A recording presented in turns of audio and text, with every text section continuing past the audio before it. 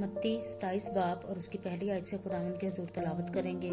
जब सुबह हुई तो सब सरदार काहिनों और कौम के बुजुर्गों ने यस्सु के खिलाफ मशवरा किया कि उसे मार डालें, और उसे बांध कर ले गए और पिलातुस हाकिम के हवाला किया।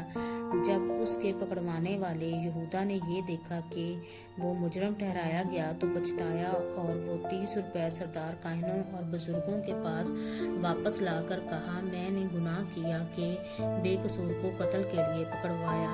उन्होंने कहा, हमें क्या तू जान। और वो रुपयों को मकदस में फेंक कर चला गया और जाकर अपने आप को फांसी दी। सरदार काहिनों ने रुपए लेकर कहा, इनको हैकल के खजाना में डालना रवा नहीं, क्योंकि ये खून की कीमत है। बस उन्होंने मशवरा करके उन रुपयों से कुम्हार का खेत परदेसियों के दफन करने के लिए खरीदा। इस सबब से वो खेत आज तक खून का खेत कहलाता है। उस वक्त वो पूरा हुआ जो यिर्मयाह नबी की मार्फत कहा गया था कि जिसकी कीमत ठहराई गई थी, उन्होंने उसकी कीमत के वो 30 रुपए ले लिए। उसकी कीमत बाज बनी इसराइल ने ठहराई थी और उनको कुम्हार के खेत के लिए दिया, जैसा खुदावंद ने मुझे हुक्म दिया। यस्सु हाकिम के सामने खड़ा था और हाकिम ने उससे ये पूछा कि क्या तू यहूदियों का बादशाह है? यस्सु ने उससे कहा, तू खुद कहता है। और जब सरदार काहिन और बुजुर्ग उस पर इल्जाम लगा रहे थे, उसने कुछ जवाब ना दिया। इस पर पिलातुस ने उससे कहा, क्या तू नहीं सुनता? ये तेरे खिलाफ कितनी गवाहियां देते हैं। उसने एक बात का भी उसको जवाब ना दिया, यहाँ तक कि हाकिम ने बहुत ताज्जुब किया। और हाकिम का दस्तूर था कि ईद पर लोगों की खातर एक कैदी जिसे वो चाहते थे छोड़ देता था। उस वक्त बराबा नाम उनका एक मशहूर कैदी था। बस जब वो इकट्ठे हुए तो पिलातुस ने उनसे कहा, तुम किसे चाहते हो कि मैं तुम्हारी खातिर छोड़ दूं, बराबा को या यस्सु को जो मसीह कहलाता है? क्योंकि उसे मालूम था कि उन्होंने इसको हसद से पकड़वाया है।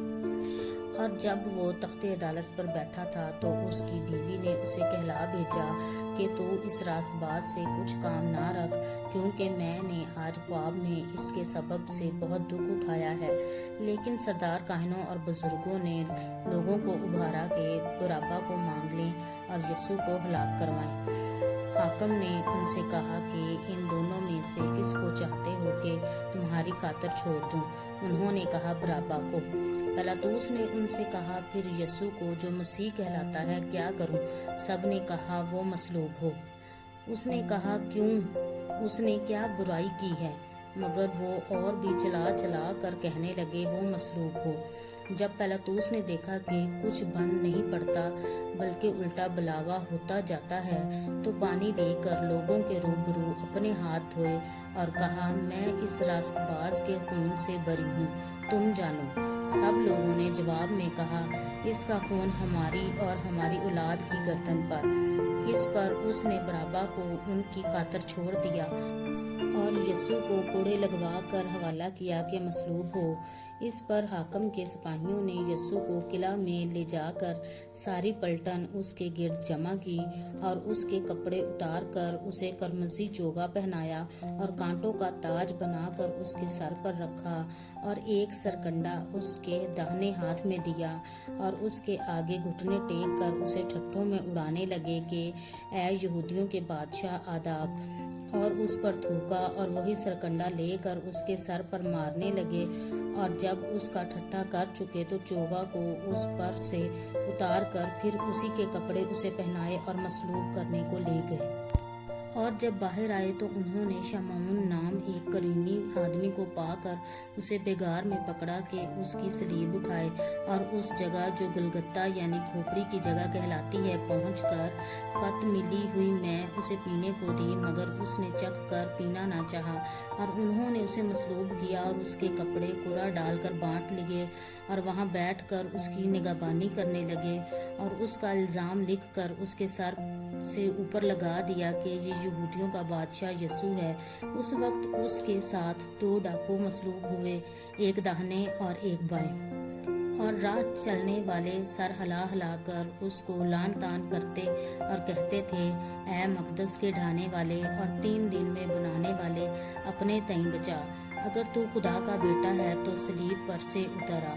اسی طرح سردار کاہن بھی فقیہوں اور بزرگوں کے ساتھ مل کر ٹھٹھے سے کہتے تھے، اس نے اوروں کو بچایا، اپنے تئیں نہیں بچا سکتا۔ یہ تو اسرائیل کا بادشاہ ہے، اب صلیب پر سے اتر آئے تو ہم اس پر ایمان لائیں۔ اس نے خدا پر بھروسہ کیا ہے، اگر وہ اسے چاہتا ہے تو اب اس کو چھڑا لے، کیونکہ اس نے کہا تھا کہ میں خدا کا بیٹا ہوں۔ اسی طرح ڈاکو بھی جو اس کے ساتھ مصلوب ہوئے تھے اس پر لعن طعن کرتے تھے۔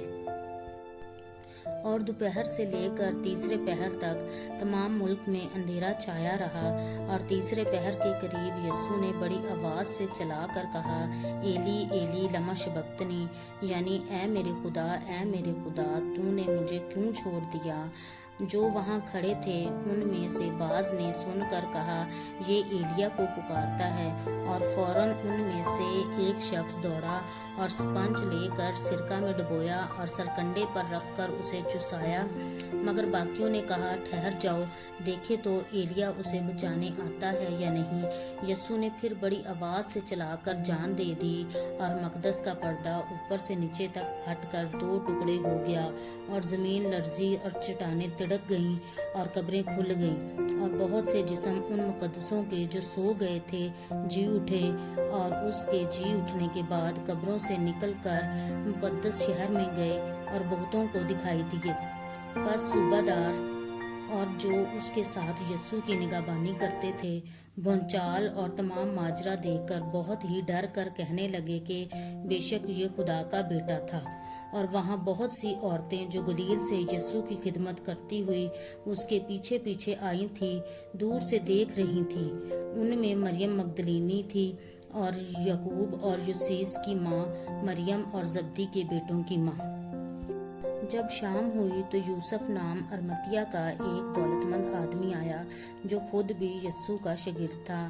اس نے پیلاطس کے پاس جا کر یسوع کی لاش مانگی، اور پیلاطس نے دے دینے کا حکم دیا، اور یوسف نے لاش کو لے کر صاف مہین چادر میں لپیٹا اور اپنی نئی قبر میں جو اس نے چٹان میں کھودوائی تھی رکھا۔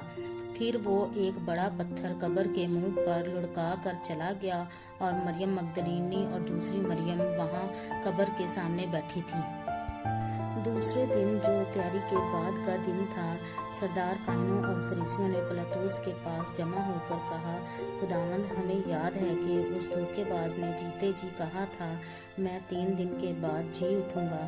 بس حکم دے کہ تیسرے دن تک قبر کی نگہبانی کی جائے، کہیں ایسا نہ ہو کہ اس کے شاگرد آ کر اسے چرا لے جائیں اور لوگوں سے کہہ دیں کہ وہ مردوں میں سے جی اٹھا، اور یہ پچھلا دھوکہ پہلے سے بھی برا ہو۔ پیلاطس نے ان سے کہا، تمہارے پاس پہرے والے ہیں، جاؤ، جہاں تک تم سے ہو سکے اس کی نگہبانی کرو۔ بس وہ پہرے والوں کو ساتھ لے کر گئے اور پتھر پر مہر کر کے قبر کی نگہبانی کی۔ پاک کلام کے پڑھے سنے سمجھے جانے پر خدا ان کی خاص برکت ہو، آمین۔